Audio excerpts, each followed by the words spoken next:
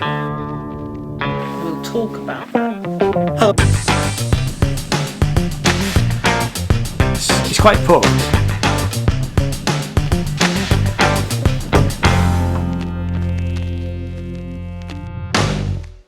Hello and welcome. My name is Ian. This channel is all about music and art.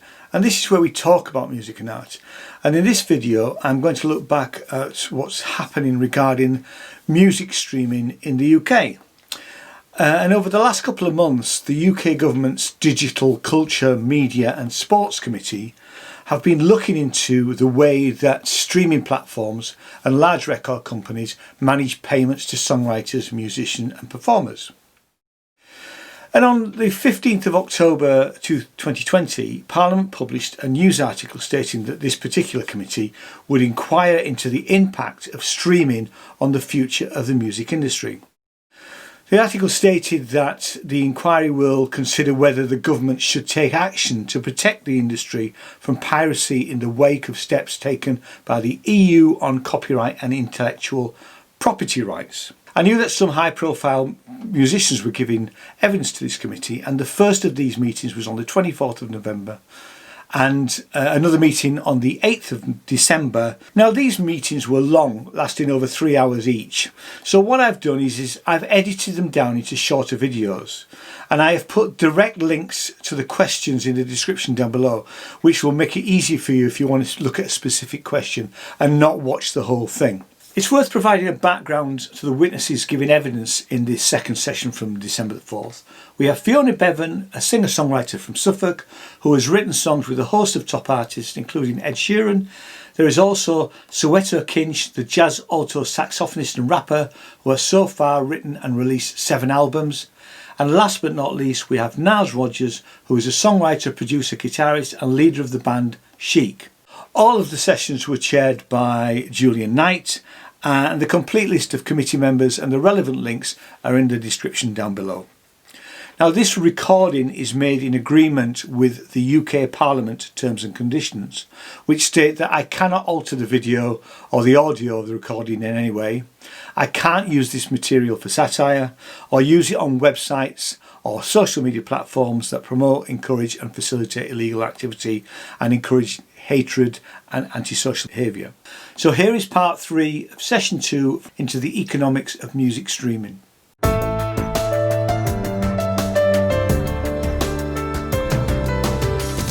Heather Wheeler. You're muted, Heather. You're muted, Heather.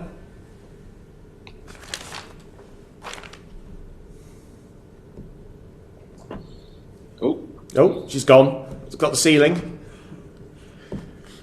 You're still muted. Great. Try that. Is that any better? Marvellous. There you are. All things come to those who wait. So, in the last session, we had talked about how streaming disproportionately particularly affects jazz and classical music. So, Soweto, have you had to actually mitigate this yourself? And I'm trying to work out how on earth you would do that with jazz stuff. But also then, if it has had real effects on you, are you having to be more reliant on live performances? Yeah, there's so many ways in which the current streaming ecology really damages me as a jazz musician. As I mentioned earlier, it deflates the value of our genre by 3 to 6% because of both this pro rata thing and versus a user-based way of paying, subscribers paying, and because of the algorithms. I think also the way in which I make an album as an independent jazz musician as well is quite a hefty investment. For my last album, it was a big band album. It takes a lot of compositional chops and time in the recording booth, as well as all the PA and all the stuff that you self-finance. The sort of economics make less and less sense when you're only going to get a slither of that back on your royalties or your streaming royalties. There's less of an incentive, if you like, to create that bigger body of work or that more taxing sort of music. Does that answer your question? Yeah, it does. But the live performances, I mean, right. Obviously we've got the problem with COVID, but did you see that this was ramping up and so you were going to have to, or not exactly write off the Spotify money, but know that doesn't even buy the Christmas presents. It's been a journey. Probably pays your TV license. Marvellous. It's been a journey, as I maybe intimated earlier, over the past 15 years of expecting a small but not negligible sum from record labels, royalties, and PRS, realising that wasn't happening, given the situation Kwame described earlier, piracy and that situation in the mid-noughties. So okay, live music is where we'll do it. We'll make all of our money from record sales on the road. The labels suddenly stepped in and decided they wanted 360 deals and to have a finger in that pie. And since then, we've sort of been battling it out in that ground. 2020 being a year of not touring at all and not selling any merchandise suddenly reveals to you the shocking iniquity of the current streaming setup. As I mentioned, £4.2 billion paid out to the top 3 labels this year in a situation where 8 out of 10 of us aren't getting 200 quid a year. That can't be right. That can't. And it says, I think also £600 million in bonuses were paid out to the top 5 label executives. There's clearly enough money sloshing about in the pie. And what could be done with that? How would it be funding new musicians coming through? How would it be funding singer-songwriters, composers, musicians, arrangers to do their next magnus opus? Because if not, it's just demoralizing and it keeps Britain's cultural, certainly climate stunted, Needs brilliant, thanks. I mean, there aren't that many brilliant things that have come out of COVID, but I think we've managed to find another one. That's great. Thank you very much. Thank you, Heather. Alex Davis-Jones. Thank you, Chair, and thank you to all the witnesses for joining us this afternoon. It's been an incredibly insightful session and really, really worthwhile, so thank you all for your contributions. We've talked a lot about Spotify and the streaming services, the sort of mainstream streaming services, but do you think that the user-centric platforms like Deezer or even the artist-owned platforms like Tidal are a fairer model than Spotify? I'm not sure who wants to come in there. It's open to all of you. Well, I personally think user-centric would help niche music, it would help local music, it would help independent artists. I think they would still need to make sure there was more transparency. I think they would perhaps have to get away from that market share thing whereby the biggest label gets the biggest chunk of the money, because that's why when you listen to your favourite Aberdeenshire singer-songwriter, the money actually goes to Beyonce, much as I love Beyonce. But so I think as long as there were certain things put in place, user-centric could be a beautiful scenario and could help a lot. Yeah. So what did you think, you as a jazz musician, that those platforms would benefit you more, given the difficulties you've expressed with your genre? Hugely. I'm the sort of musician, both as a jazz musician and I guess what's called alternative hip hop artist. There is a tremendous loyal fan base that loves my stuff out there and will support it, but that doesn't necessarily translate to the streaming revenue. So I'm not looking to compete with a Drake or Madonna or anything. As much as I love those artists, it ain't gonna happen. It's a bit late for me, but I have got a loyal but passionately, how jazz musicians and jazz fans can be particularly loyal and attached to a particular aesthetic, and that deserves its own model of remuneration, I think. Moving forward. Definitely. And then coming to social media, so we've all heard about how YouTube and TikTok have blown up and really changed music and how people are accessing new music. What do you think the impact of social media companies has been on your music? Maybe Niall, if I ask you. Well, I think it's been positive as far as the consumer is concerned, right? The consumers now are having probably the time of their lives. I mean, if I were a young person right now coming up, I now have access to more music than I've ever had before. But there's something else I wrote down before I went to bed last night, because I knew my brain cycles would be not exactly on point this morning. Another great concept. Why not move to a broadcast rate of payment to musicians for passive listening? This is, I think, what Ms. Wheeler brought up a few minutes ago, because we were talking about, anyway, so the broadcast rate, now please listen to this, the broadcast rate is appropriate for compensating artists and songwriters for music that has been streamed to consumers without them searching for it. Wow. Right? not the lower sale rate. Also, streaming services should be more transparent with data about when users have actually searched for a song versus when they've listened to it passively via an algorithm or a playlist. Yeah. I mean I'm acting like I can call on people. Yes. Yeah, Fiona, yeah, come on in, yeah. But I mean, these are simple things, really simple things that we can do that would change things substantially. It would make a huge difference. And it's easy to do this.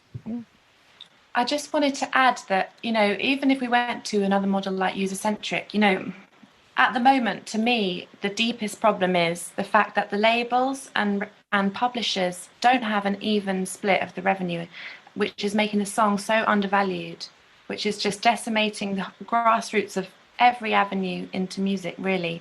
So until that is kind of evened up as much as possible, so instead of 15-55, more like 35-35 in an ideal world. And the record labels will say, well, we have huge overhead still in developing artists. And what I would say to that as a songwriter is that songwriters spend a lot of their own time and energy and money unpaid, because we don't get paid to go to work. We get paid solely on royalties.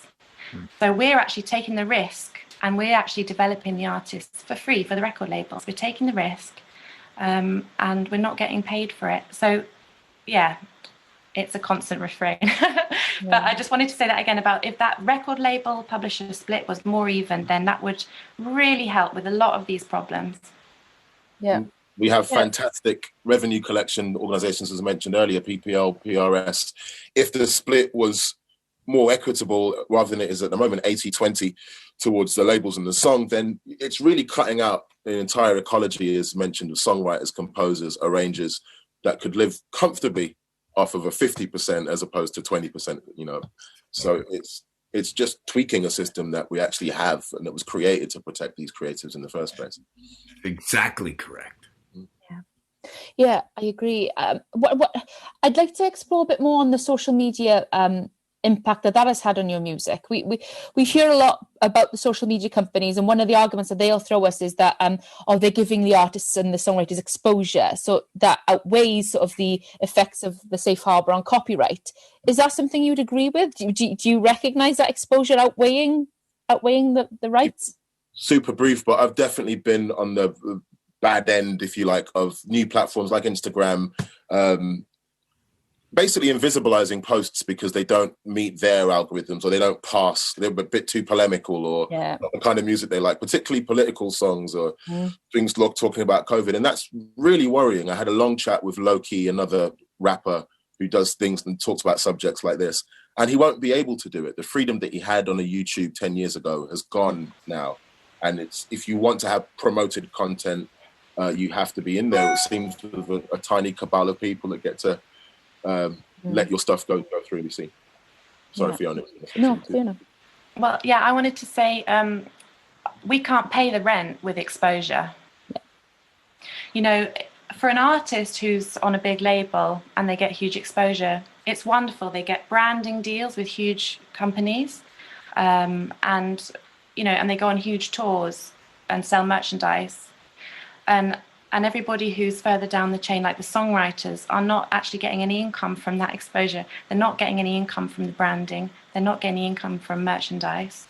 We only get 4% of live. So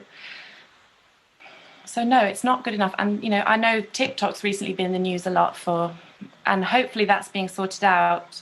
Music has been utterly devalued. Why is it being used for free? I recently had a tech company trying to use one of my songs on an advert for free.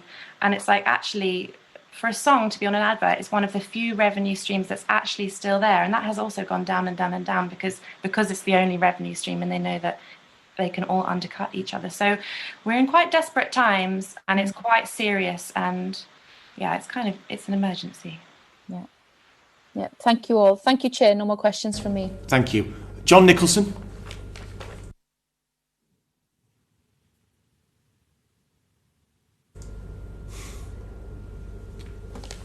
Thank you very much, Chair. I think we've had some incredibly memorable lines throughout the course of this hearing. I was particularly struck, Fiona, when you said that 8 out of 10 songwriters earn less than £200 a year. Extraordinary. And Soweto, I'm a great fan of jazz, and I still listen to 78 records on jazz, as well as 33s and Spotify as well, but there's nothing like 78 records for that fabulous old jazz sounds. My great-granduncle was a jazz musician in the 1930s in New York, and I've inherited all of his jazz collection, 78s, and I play it in a fabulous old 78 player. So I was interested that you said that you really relied on tours and on merchandising. I imagine you've been hard hit this year because of COVID. Absolutely. I've been as resourceful as I can. I did an online festival, which involved going to different locations, filming them and doing all that sort of stuff. But the same sort of love of collecting and you describing it and putting a 78 on and the sign of crackle, that's what, keeps that attachment of jazz audiences there, and they'll come to a show and want a signing and want some physical, reminder of the fact that they were at a show at a particular time. Another thing that we haven't discussed is how maybe it's not user-centric, but artist-centric models of hosting your music on these streaming platforms could be there, so that I could offer something that's more bespoke to a listener, if not a signed stream, some higher level broadcast quality WAV file, some other level of interaction. And there's no ability to set your own prices as an artist on streaming platforms. You get told that's what. Given how important touring is for you, what effect is Brexit going to have on you? It's the insecurity around it. That's always been the problem, and promoters not quite knowing if they can go ahead and book tours and so forth. So the insecurity around it is the biggest thing. Tariffs don't necessarily affect us to the same degree, but there will be an implication when there is physical merchandise on sale at these places. So it's affected us already in lots of cultural ways, but I think there's an opportunity to still do good work after Brexit. It's really when there's clarity that'll be the case.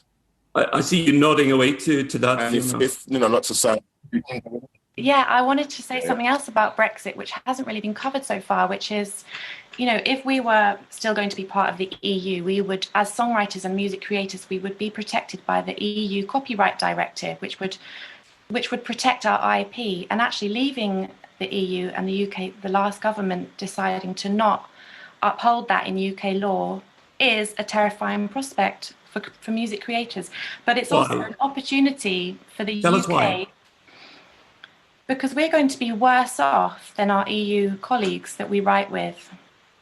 We're going to be absolutely unprotected by those laws. Those, the safe harbour, everything has been addressed with the EU Copyright Directive. Pretty good legislation, and we're actually outside of that now. We need more protection. Our IP needs protection, and I think the UK actually has an opportunity to kind of beat the European legislation. Why not make it even better? If we're free from those constrictions, it's a chance to protect creators even more. Music's one of the biggest exports of the UK. It's one of the things we're most famous for in the world and most proud of, the diversity of it, the extraordinary things that come out of the UK. And we don't want to see that devastated. We want to see that cultural richness and diversity, not just the bank of mum and dad allowing people to make it through and make music. We need to really protect our creators, and it's a chance to do that. It's amazing. Soweto. Yeah, just to tie on from that, that's money that's being drained away into supranational, opaque multinationals, and not your constituents. It's being driven away from people in this country who pay their taxes and stimulate more musical and cultural growth. And so even, not to sound a jingoistic note, post-Brexit, it kind of makes no sense to have this leverage now to be able to create our own laws and to be siphoning off money to supranational companies abroad. Okay, back to you, Chair. Directly. Thank you, John. Niles, just finally, we've heard a lot during the evidence sessions about contracts between artists and record companies. Effectively how they're sort of one size fits all at the start of a career, such as, we talked about breakages, NDAs, etc., etc. How big do you have to get in order to not be subject to that, to be able to effectively put your own terms across to get a better deal? You're always going to be subject to that. The bigger you get, the more leverage you have. But I think Fiona hit on it earlier, and I reiterated. It's all about transparency.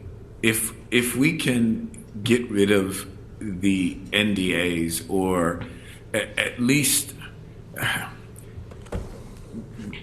we absolutely need to have a place at the table to see what's going on with these deals, to see what we create, what that's worth, what that's actually generating. And once we know what those numbers are, I believe that we can all sit down at the table and come up with formulas that are beneficial to all parties. I think that we've lived in a world, of course it felt better for us, a long time ago when we were younger, and it felt a hell of a lot better for us before COVID. But now that we've had a chance to sit down and look at our lives and see the impact COVID has had upon us, we then go back to the thing that we thought we could really depend on, our royalties, the things that we've done before that people still love and listen to, sometimes more than the stuff that we're creating now. I stress this, and I can't stress this enough.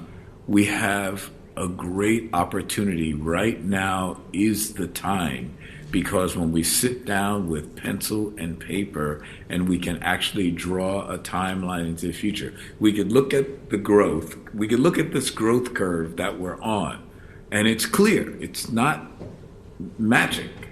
We can look at this growth curve that we're on, and we can say, if we just stay on that, we can pretty much figure out what the big companies are going to earn.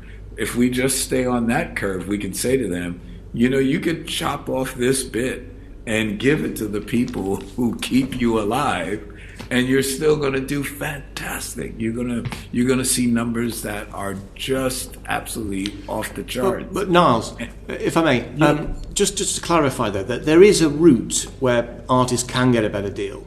It's basically just being hyper successful, if you like, a sort of Ed Sheeran type of situation. But is it fair to say that route is narrower than it used to be? I don't know whether it's narrower or not. I can't really tell. Look, I've been in that position where, I've gotten, big records, and I get these massive checks that come from nowhere, and you go, wow, where did that come from? I understand that. But that's not real life. The real record business, the real music business is this wonderful mosaic of all types of music. And in the old days, just to explain it to you, in the old days, they used to say, the people, when I would have my good runs, they would say, oh, you're paying the rent on this building. And these were all just sort of little joke phrases, but they actually had meaning. That the people who were performing at the top were actually carrying the people at the bottom, because we all were one big family. You didn't drop those people because they didn't do well. Someone mentioned, David Bowie's and the Beatles. You didn't drop them because you knew at some point in time they'd pay off. So right now we have a situation that is so financially viable and so how can I say it, that the future is so clear, because all of those things that used to be a hindrance in the past have gone away. It's just gone away, and they're not coming back. So now we can say, here we go, we're family, let's sit down, let's be fair. you know, everybody is not going to be Ed Sheeran. Everybody's not going to be Dua. You know, that's just the reality, and we all know that. And even Dua won't be Dua soon. When I first got into business, someone told me, they said, you know what, Niall, here's what you got to do. You need to learn to embrace failure, because as great as you're doing right now, and it's true, when I started out, every record I put out was a hit. I did not have one flop. But when that day came and I had a flop, I had nothing but flops until I met David Bowie. I was just flop after flop after flop. But the one thing I learned was, if you learned how to deal with that type of roller coaster that we're inevitably going to be on for the rest of our lives, it's okay. We love being in this business. And if we have a fair and equitable business, we can get through the hard times as well as enjoying the great times. And it's always going to be up and down. You know, so as I said, we have never had a better time to deal with this issue, because now you can sit down and look at somebody, and let's just say that all they're focused on, and I don't want to believe this, but let's say all they're focused on is the money. Right now you can sit down and say, hello, this is what you're going to make in the next 10 years, the next 15 years. Isn't that fantastic? Why don't you just shave off a little of this and do it in a way that protects us, that we can see what the numbers are, and it opens up a system that for the future will be better in the long run for everybody. The more we know, the easier it'll be for us to work. Imagine the creators if they knew the cost-benefit ratio of what you're putting into a project, and you can sit there and go, God, I'm making this big band jazz record, but if I don't know what I'm getting paid for streaming, so the record could be a massive hit. And guess what? I just lost money because I don't even know what anything is worth. I'm sorry. No, that's fine. No. Kevin Brennan's actually just messaged me to say, you're very much on message, because one of your biggest hits was "We Are Family" by Sister Sledge, I believe. So yes, it was. But thank you, and thank you, Niles, for your evidence today. Thank you, Soweto, and thank you, Fiona. It's been really excellent. Thank you. Order. Thank you so much for having us. Thank you. So thanks very much for watching all of these videos. I was disappointed to see no testimony from PRS or PPL, and I'm not sure how much the recommendations will change when they come out, but at least the discussion has started. And I think we may need to put more pressure on record companies and streaming platforms before we get these issues resolved. But let me know your thoughts in the comments down below. So thanks very much for watching. Let's keep the dialogue going, and I'll see you next time. Thanks very much. Bye bye.